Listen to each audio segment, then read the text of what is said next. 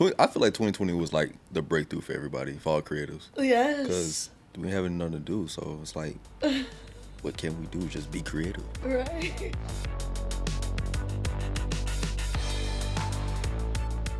Hello, everyone, and welcome to amongst one of the first episodes of Motion Capture, the podcast where we are capturing the emotion of your favorite artists. I am your host, Alexis Sierra. I am an actor, filmmaker, entrepreneur. I do a lot of things. This podcast is one of the newer ones. Yeah, she do everything. I promise you, she do everything. Today we have with us a very special guest, Amarii Usher. How y'all doing? Alrighty, if you could just provide a little introduction for yourself. All right. I hate these because I never know what to say. But my name is Amarii Usher. I'm 29 years old. I'm a filmmaker down here in South Florida. I've been doing this for 11 years. Been doing this since I was 17, senior high school.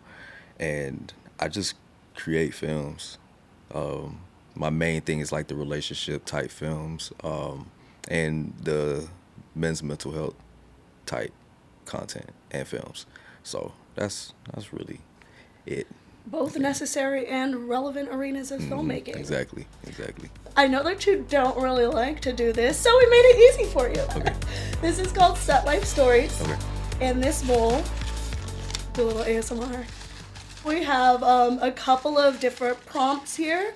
There are typical questions that was either submitted by audience or ones that I personally found like may help people. So you're gonna draw one from here. There'll be a couple of things to answer on it. Okay. You're gonna answer it, and then if we have some time, we may pull another one. But for now, we're just gonna start with one. Got you. Yeah, what is it right here? Is that one? Mm-hmm. Okay. All right. A role you almost messed up. What went wrong first? How did you recover? A role that I almost messed up. In terms of role, because you're also somebody that does many different roles. Yeah. To pick one of them, it could be like a role as like a director, you know, something that you may have messed up in, a role as a writer, role as an actor. I'm gonna say director. And this is when kind of like my early years and even a couple years back, I would consider myself a quiet director. Like, I don't really say much. Like, even if like the actors are like off track, I won't really saying anything when it's like, no, you got to say something because we're on a time limit. So that's something I really had to fix because it's like, okay, I know majority of the people here are your friends, but you still working. Mm-hmm. Like, it's time is money. So yeah, that was the one thing that I always messed up on, like just being loud, just being vocal as a director. Okay, yeah. I mean, well, you certainly don't always have to be loud as a director, but you do gotta be vocal. Yeah, exactly, yeah. That's what I meant, just vocal, yeah. Can you maybe think of an instance like that, like you can specifically recall where you implemented your voice, finding your voice as a director? I don't know when exactly, but I know we were definitely crunched, like, short on time, and I let everybody know from the jump, like, listen, I want there to be very minimal talking because we have up until this time, and I just want to have all the side conversations, like, to a minimum. Save that for lunch, save that for after. Let's just get the work done. So I know that was pretty recent. It was this year, but I don't know when. But yeah. No, but it's good, and a lot of people would, not a lot of people, I'm not going to say that. Some actors may take it as a disrespect when you're working with your friends. Yeah. Some crew, film, whatever, may take it as disrespect when, you know, there is a film hierarchy. And the ultimate way to show respect to your friend is show respect to their position. Yeah. You know, like, it doesn't matter what type of rapport that you have with that person off the clock. When you're on the clock, time is money, like you said. Exactly, yeah. So it's like, it's just beneficial if everybody plays their part accordingly. Yeah, sometimes people don't know, like, to separate the difference. Like, oh, this is my friend, but he's also my director. So, I don't know. Yeah, you know? I mean, it's almost necessary to have in, like, cohesive film community friendships. Yeah. Because it's like, when we're all constantly working together in environments like this, it really would mess up, like, the flow of something, you know? Yeah. And obviously, like, when somebody is your friend, it doesn't have to be, you know, taken to a point of, like, oh my gosh, like this person doesn't know how to behave on set. Like sometimes people just generally don't even know. Yeah. So it's like you got to be that friend that is like to pull them aside and be like, look, bro, like I love you, so I'm telling you this. Yeah. Like, Yeah, exactly. you know, like Exactly, yeah. I love you, so I'm telling you. But that's really good. You know, I'm glad that you're finding your voice in that avenue as a director, because you seem to have definitely found it in the stories that you tell. Yeah, definitely, 100%. Yeah, it's everything's an experience, and that's what I love about the whole filmmaking journey. Like you learn everything, like every time you shoot. So I love it. I love it. Yeah, filmmaking is a journey. Yeah. It's a beautiful, beautiful journey. Yeah, yeah. I'm gonna have you 100%. pick another one. Okay. Because I loved that answer so much. Okay. Let's do it. All right, we get this one right here. All right. What you never do on what you never do again on set? What crossed the line? What did it cost you? What boundary do you hold now? What I never do on set again? If you can't think of anything that you would do, maybe someone did on one of your sets. Obviously, this podcast is not about disrespecting other actors or anything. Everything is kept anonymous. Keep it as anonymous as possible. No names, no name of the production. But you know, something that maybe didn't sit right with you. If you can't think of anything on your end, what's maybe something that you witnessed? The number one thing that I thought of is something somebody else did. And yeah, that person, it was late and we were recording and they were just complaining about like, oh man, I gotta go to work in the morning, but it wasn't as nice. It was like really complaining. Like, I gotta go work in the morning, we've been shooting all day, and it's like everybody is here doing the same thing. Yeah. Like, we're trying to literally hurry up. Like, you're no different from anybody else. And it just kept going. I just snapped because it was late.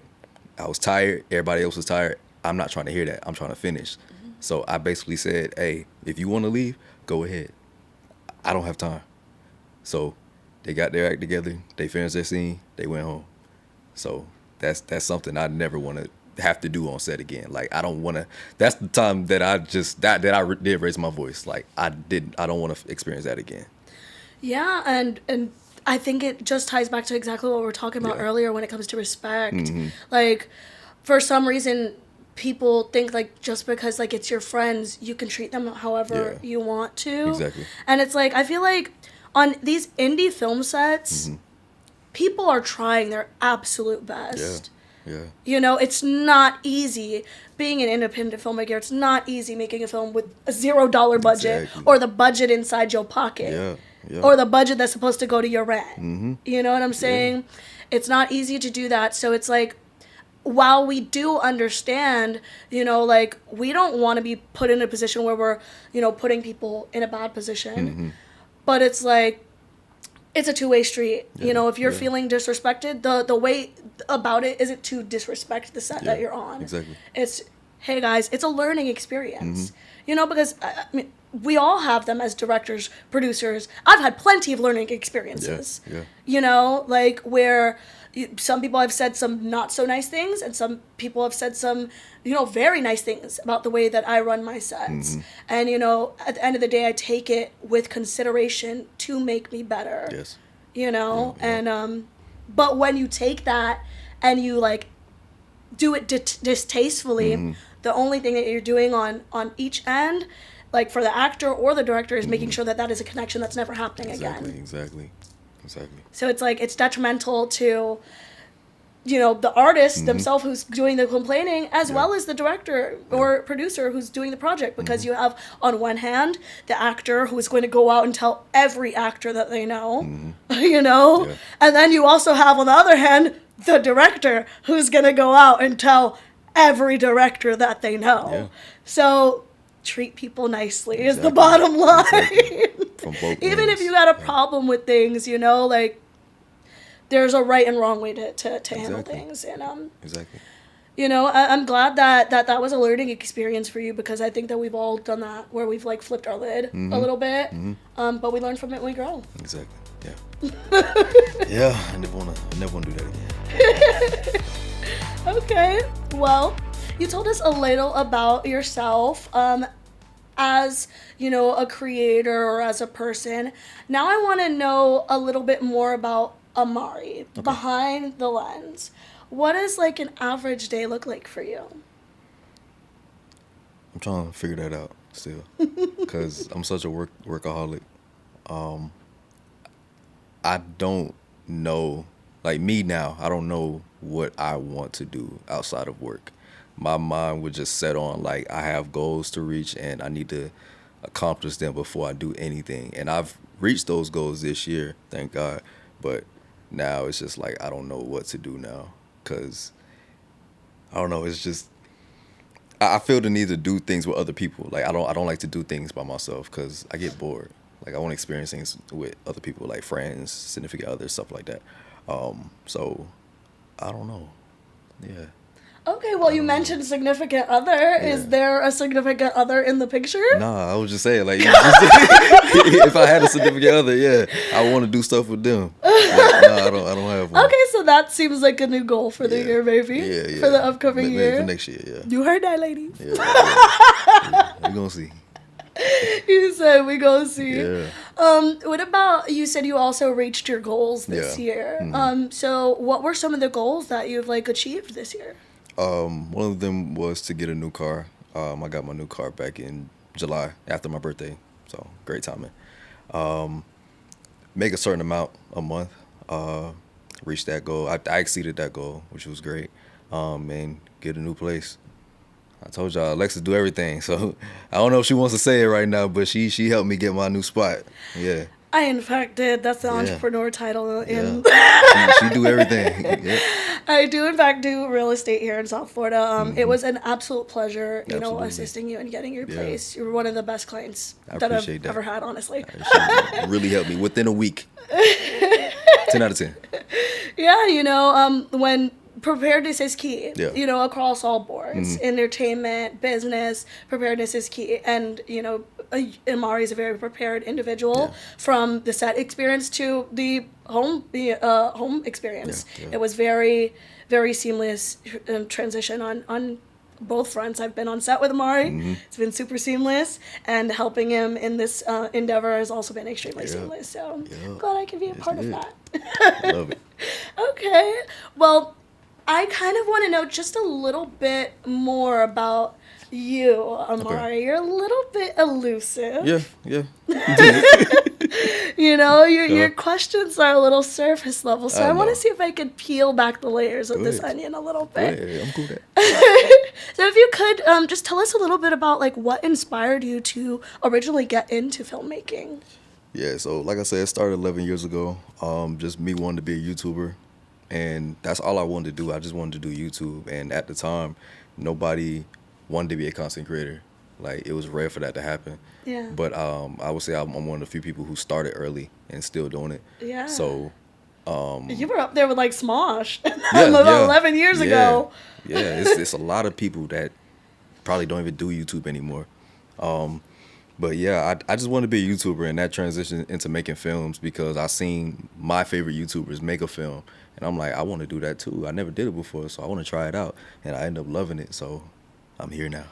What was the very first film that you created? It's called Trust Issues. What inspired you to create that? Of course, it was another relationship. That was my first relationship film. What inspired me? Spoken Reasons made something called Relationship Games, and I just wanted to make something similar. Because when you first started, you kind of copying the people that inspires you. So I wasn't copying him, but I was just like, okay, I want to make a relationship type film, so let me try it out. I don't know what the direct inspiration came from, but yeah, I just know because he made one, I wanted to make one too. Okay. Yeah. I mean, well, who were some of you mentioned Spoken Reasons. Who were some of your early YouTube influences? Yeah, Spoken Reasons, Trey Melvin. Trey Melvin! If you know, you know, hey. Watermelon Jay. Exactly. 4-Yard Entertainment, Hot Damn I Rock.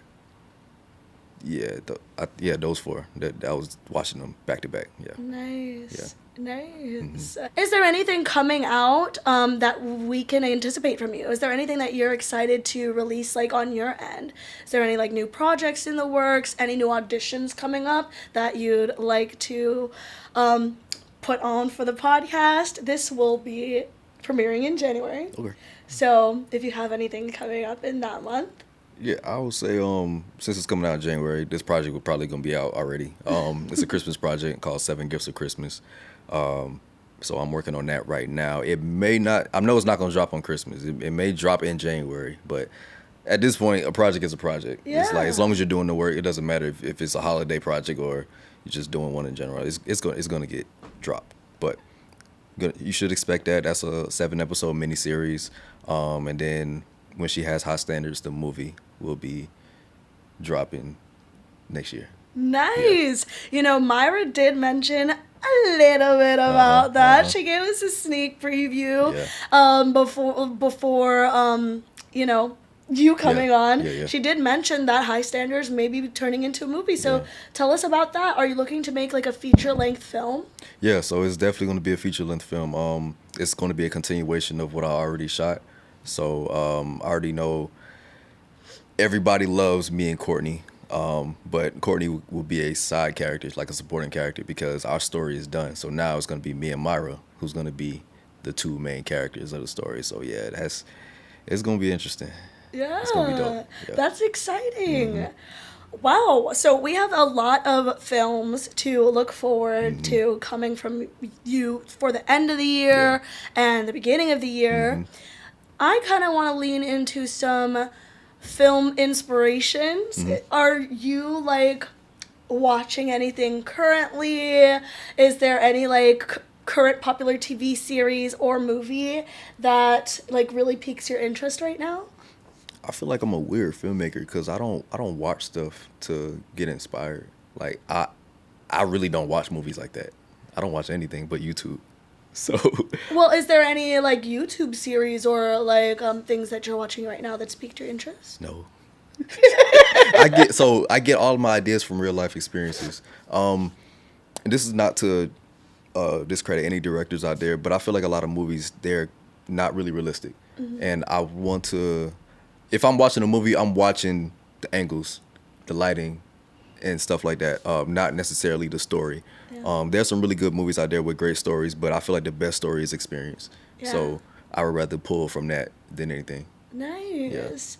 Yeah. Nice. Okay. Well, I did have a segment where we talk a little bit about like popular culture and like any like interesting series, TVs, film, movies coming out right now.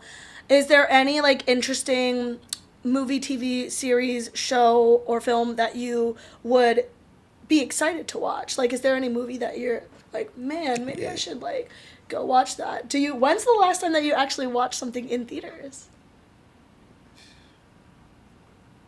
I know that was like 8 questions, but I talk a lot. No, I got it.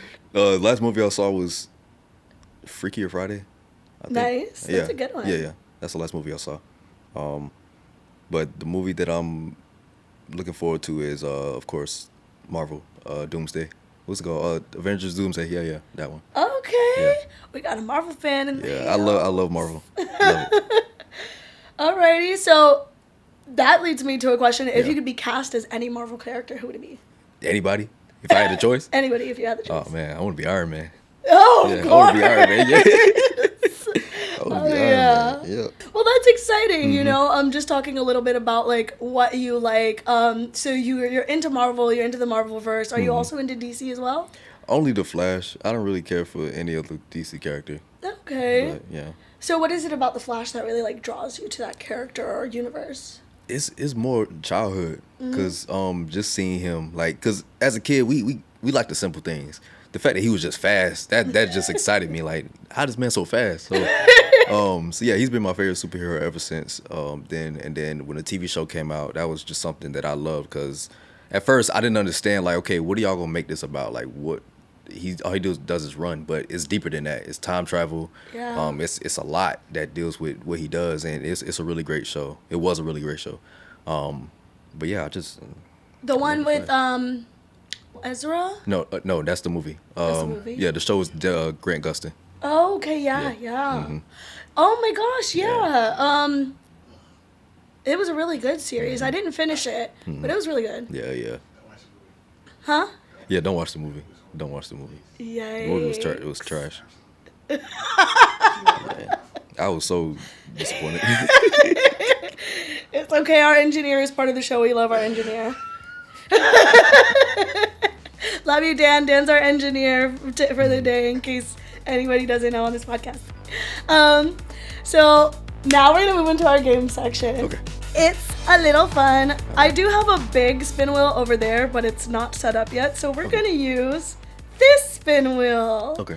We have our 3 games. I'm gonna just explain a little bit about each of them. That way, when we land on it, you're good to go. Okay. We have one game called Incoherent, where I picked out pop culture, the pop culture tab. I picked some cards out that revolve around the film industry, maybe like social media terms or celebrities. Okay. So the premise of that game is it's really jumbled words, like gibberish, Yeah. and you have to figure out what they're trying to say. Gotcha. Okay. We have Focus, which was a game that we played with Myra. It is where we have a celebrity image, director, producer, actor, and we give you one clue. The image is obscured, and it starts to slowly unobscure. Your job is to guess who is in the image before the timer runs out. Okay. We also have a game called Wrong Answers Only. It's a quick little fun tidbit just for some funny laughs, where you get to use these little whiteboards here. Okay. We're essentially asked questions that were submitted through my document here, and we just give the wrong answer. So, for example, what does a director mean when he says action? So, action means explosions. Wrong answers Okay. only. Okay. Let's go ahead and hit this spin. Yeah.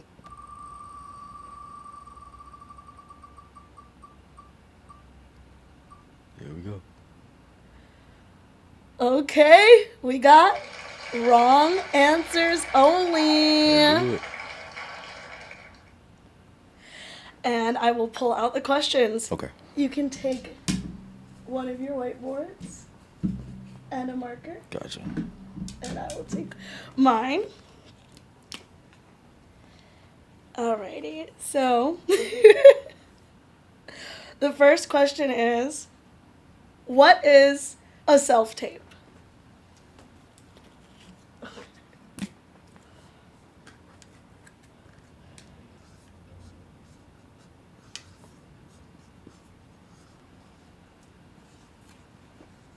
Okay, I have mine. Are you ready? We're gonna Yep. flip it around on 3. All right. 1, 2, 3.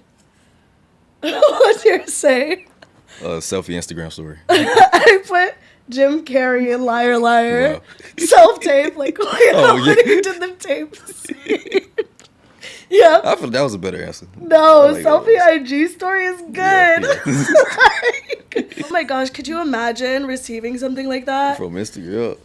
Have you ever received something like that? Like a crazy self-tape? Because you host auditions. You don't host auditions, but you hold them. Yeah, yeah. No, I don't think nobody's ever did anything. No weird self-tapes? I've received some weird ones. Oh, You know what's the craziest part? Is some of the weirdest self-tapes that I've received from actors. I'd say I've received like the top... I'd say I've received 3 overall weird self-tapes Yeah. from actors. Uh-huh. I cast 2 out of 3. Was it what was the reason? It was just so unique. Okay. Like, it felt less like they were trying to be something that, like, they wanted me to see, and more like they were just, like, themselves, you know? Like, Those are the best ones. yeah, it was Yeah. very, like, authentic. Mhm. And I low-key hate that word. But it was very real, Yeah. you know? It didn't feel like they were trying to be anything but themselves. Yeah, yeah, And it worked. yeah. That's good. So, alrighty, next one. Yes. What is the job of a PA?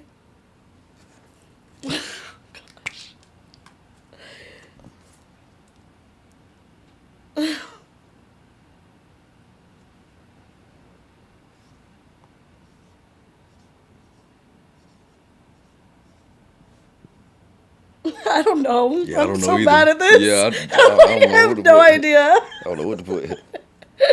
I put something stupid.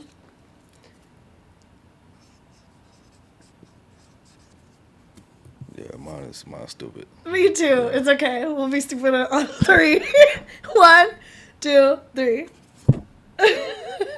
What does yours say? Personal ass scratcher.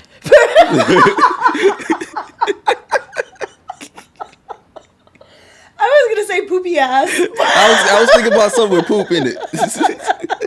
but I put prepare actors. Oh my gosh. I went safe. I Yeah. didn't want to weird you out, but No. but we're on the same wave. Exactly. We're on the Yup. same wave. Okay, we'll go ahead and just do one more. Okay. Okay, what should you put on your acting resume if you have no credits?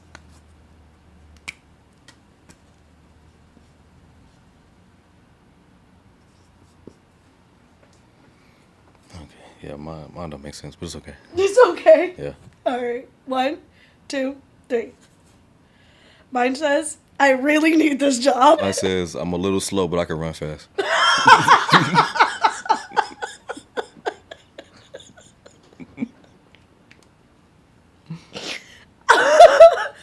Oh my gosh, what do you mean yours didn't make sense? I'm putting that on every resume from now on. Run, Forrest, run. Like, wow. I like that. I think we have time for one more. That's fine. Let's do it. I like it now. It makes you think. What does rolling mean? Alrighty.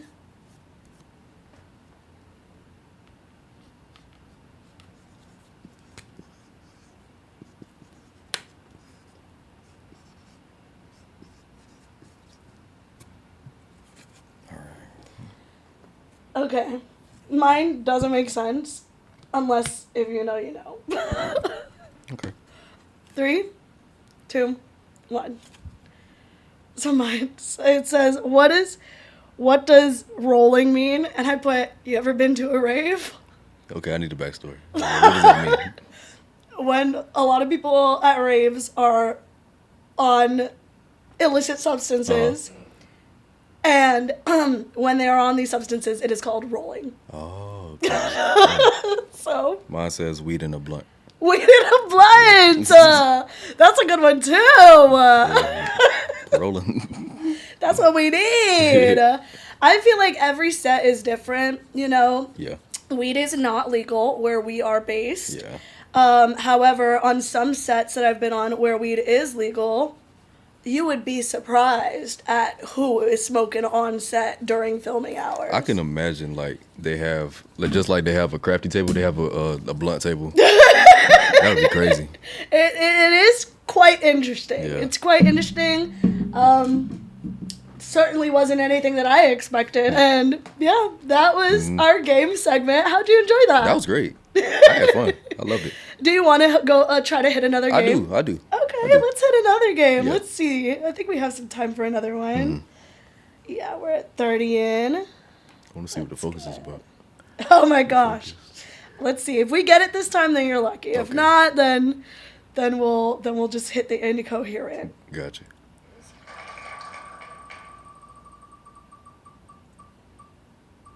Oh. Almost there. There we go.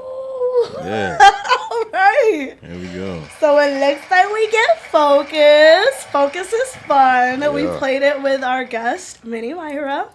And now we're here playing it with Amarii. Yo. Let's go ahead and play some focus.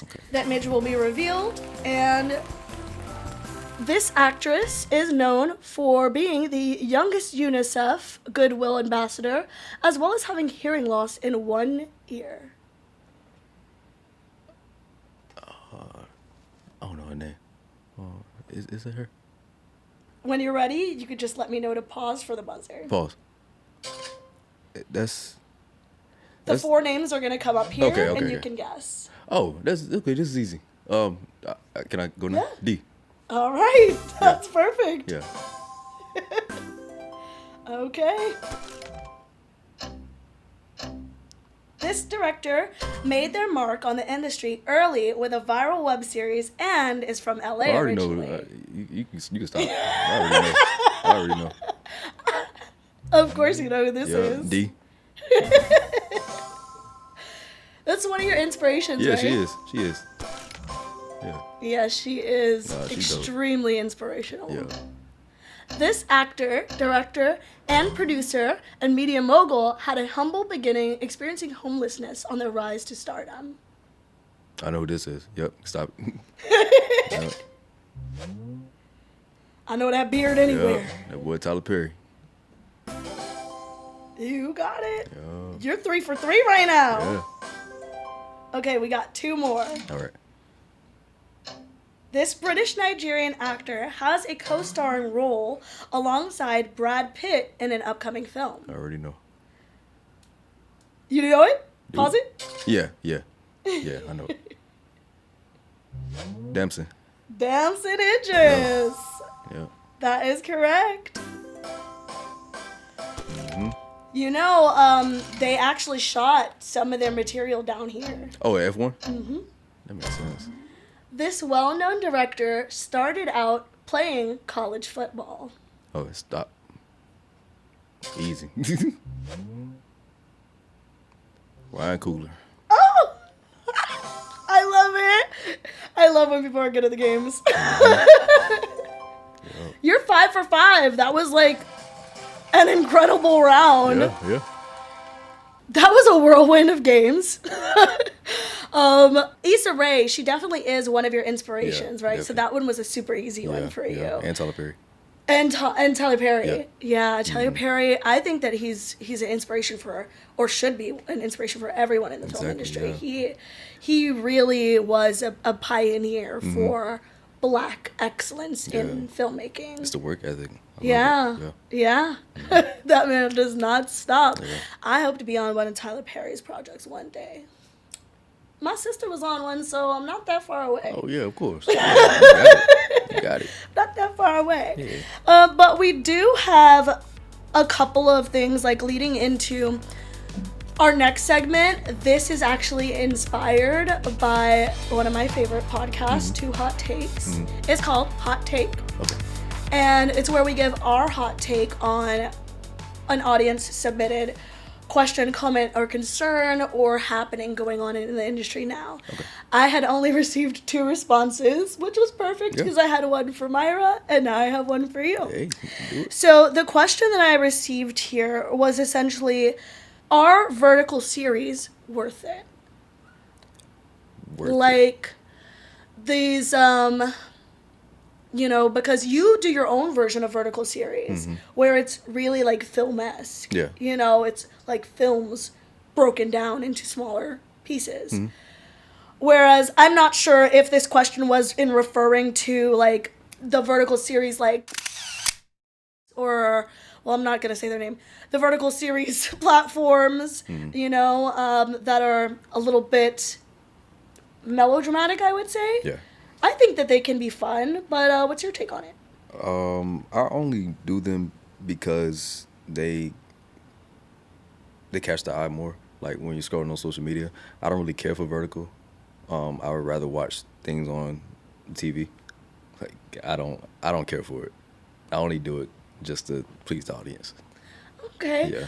But it's like, that's why you've brought your own spin on it too. Yeah. Because I've noticed, you know, as I mentioned earlier, it's a little bit different. That's why I'm saying, I'm like, you do vertical, you know, series. So I feel like this question is really great to be asking you as someone who curates them, you know, from the short films that you create.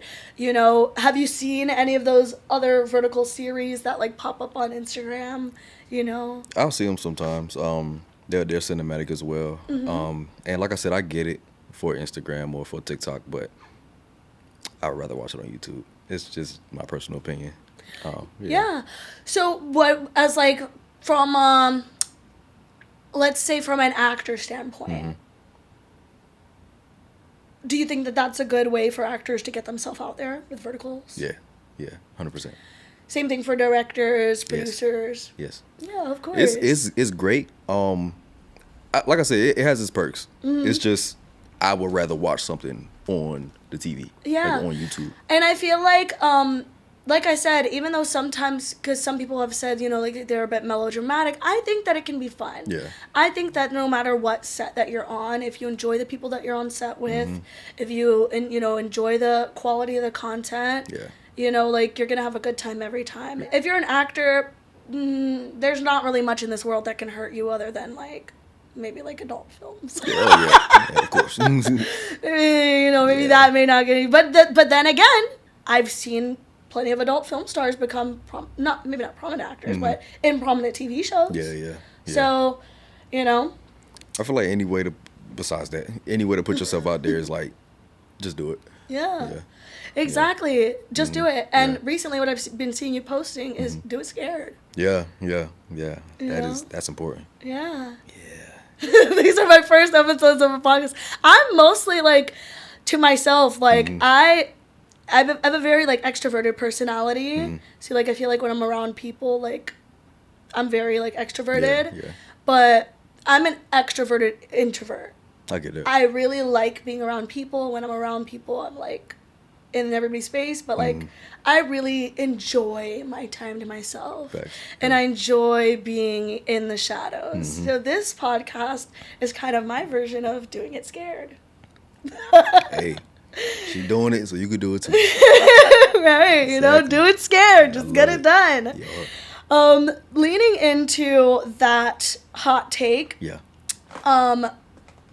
With the you know, we were talking about vertical series. You have a couple of vertical series out. Is there any upcoming vertical projects that we can expect to see from you? So I would say anything that I post is not initially vertical. It's horizontal. I just, you know, crop it to make it vertical. So I don't purposely make vertical projects. Because like I said, I'm YouTube all day. Like.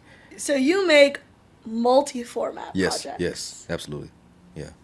I feel like that's more important than making just vertical or just horizontal. Do both. Yeah. Because you never know who's watching on either platform. Yeah. Yeah. And one platform could bring traction to the other. Yep. Okay, speaking of bringing traction from one platform to another, this is a segment on the podcast that I like to call Film Finds. Okay.